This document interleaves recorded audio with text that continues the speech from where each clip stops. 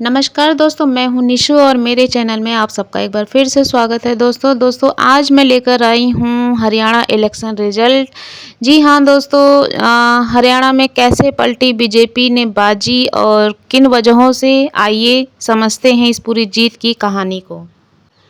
दोस्तों, हरियाणा विधानसभा चुनाव के नतीजों ने एक बार फिर साबित कर दिया कि बीजेपी को चुनाव जीतने की मशीन ऐसी ही नहीं कहा जाता है। लोकसभा चुनाव में बीजेपी ने हरियाणा में 5 सीटें जीती थी, जबकि 2019 में बीजेपी सभी 10 सीटों पर जीती थी, जिसके बाद से ही माहौल बनने लगा कि हरियाणा विधानसभा चुनाव में कांग्रेस के पक्ष में माहौल है। लेकिन बीजेपी ने इस पूरी बाजी को ही पलट दिया। सिर्फ जीत ही दर्ज नहीं, बल्कि 2014 और 19 विधानसभा चुनाव के मुकाबले ज़्यादा बड़ी जीत हासिल की है। बीजेपी ने कैसे बदली बाजी, आइए जानते हैं दोस्तों। कमियां मानी और किया दूर। दोस्तों, बीजेपी ने माना कि लोकसभा चुनाव के दौरान कई गलतियां हुई थी और उन्हें दूर भी किया। कई इंटरव्यू में बीजेपी नेताओं ने खुलकर कहा कि लोकसभा चुनाव के दौरान सांगठनिक स्तर पर कुछ गलतियां हुई थी, जिन्हें अब दूर किया जा रहा है। बीजेपी ने यह भी माना कि लोकसभा चुनाव के नतीजों के बाद कार्यकर्ताओं में निराशा थी। बीजेपी ने इसे युद्ध स्तर पर एड्रेस किया। बीजेपी के सीनियर नेता अलग अलग ग्रुप में कार्यकर्ताओं से मिले और निराशा को दूर कर उन्हें यकीन दिलाया कि पार्टी ये चुनाव जीत सकती है। दोस्तों, इसके बाद कांग्रेस के मुद्दे को किया काउंटर। हरियाणा ऐसा राज्य है दोस्तों जहां से बड़ी संख्या में चुनाव सेना में जाते हैं। यहाँ अग्निवीर एक मुद्दा रहा। कांग्रेस ने इस मुद्दे को लगातार उठाया भी। बीजेपी ने इस मुद्दे की गंभीरता को समझा और अपने घोषणा पत्र में वादा किया कि हर अग्निवीर को सरकार नौकरी दी जाएगी और बीजेपी के सीनियर नेताओं ने हर रैली में इसे दोहराया कि हर अग्निवीर को पेंशन वाली जॉब दी जाएगी। अग्निवीर को लेकर बीजेपी के खिलाफ बन रहे माहौल को बीजेपी काउंटर करने में सफल रही। दोस्तों, इसके बाद है जाति से लेकर बिरादरी तक के समीकरण का ध्यान। दोस्तों, हरियाणा में 36 बिरादरी को सबसे अहम फैक्टर माना जाता है। जहां कांग्रेस इस पर उलझी रही कि जाट बनाम नॉन जाट मुद्दा होगा, वहीं बीजेपी ने बिरादरी के हिसाब से अपने समीकरणों को फिट किया। जाट लैंड में भी बीजेपी जीती, जबकि पूरे चुनाव भर ये कहा जाता रहा कि जाट बीजेपी से बहुत नाराज है। बीजेपी ने ओबीसी को अपने पक्ष में करने के लिए कई मोहल्ला मीटिंग की। हरियाणा में ओबीसी 35% है। दलित वोट को भी साथ लाने के लिए बीजेपी ने कई रणनीति पर काम किया। चुनाव से ठीक पहले राम रहीम जेल से पैरोल पर बाहर आया और बीजेपी को वोट देने की अपील की। हरियाणा में उसके अनुयायी बड़ी संख्या में हैं, जो ज़्यादातर दलित समाज से आ जाते हैं। इसके बाद है दोस्तों, खर्ची पर्ची ने किया काम और कांग्रेस की अपनी लड़ाई। जी हाँ दोस्तों, बीजेपी लगातार कहती रही कि पिछले 10 सालों में बीजेपी ने खर्ची पर्ची का सिस्टम खत्म किया है, यानी बिना सिफारिश और बिना रिश्वत के लोगों को सरकारी नौकरी दी है।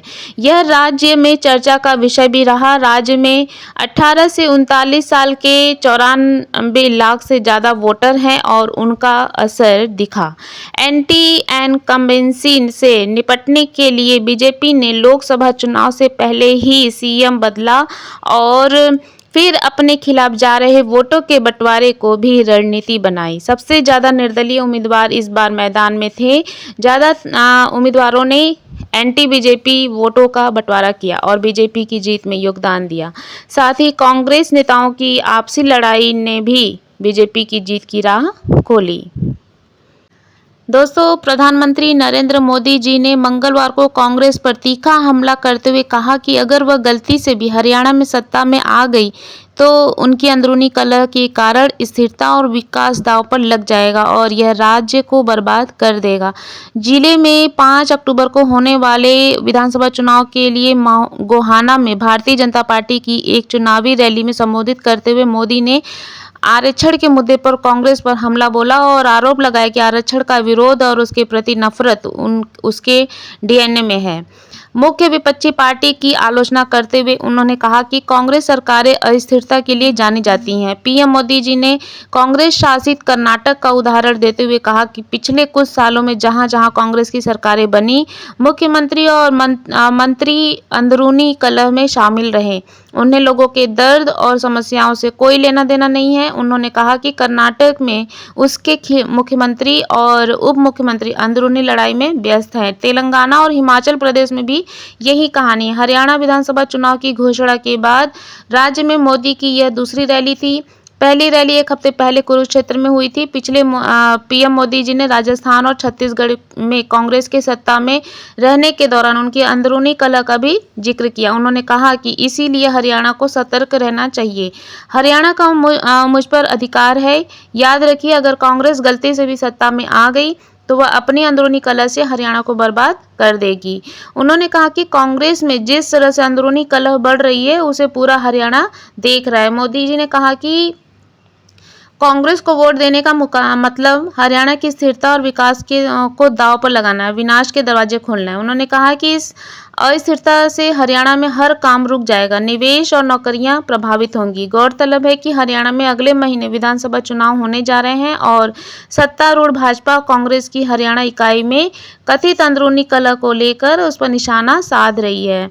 और प्रधानमंत्री जी ने आरक्षण के मुद्दे पर भी कांग्रेस पर निशाना साधा और आरोप लगाया कि उसने हमेशा ही अनुसूचित जाति, अनुसूचित जनजाति और अन्य पिछड़े वर्ग को भागीदारी से वंचित रखा। उन्होंने कहा कि कांग्रेस के शाही परिवार से जो भी प्रधानमंत्री बना उसने हमेशा आरक्षण का विरोध किया है।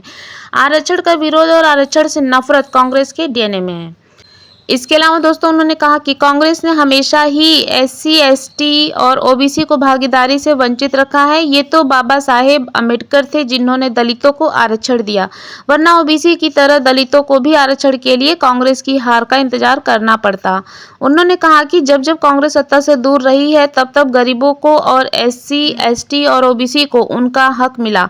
उन्होंने कहा कि जब जब कांग्रेस सरकार में रही है उसने दलितों, पिछड़ों का हक छीना है। तो दोस्तों आज की न्यूज़ के लिए बस इतना ही और मिलते हैं अपने एक नए न्यूज़ के साथ, एक नए इंटरटेनमेंट के साथ। तब तक के लिए बाय बाय।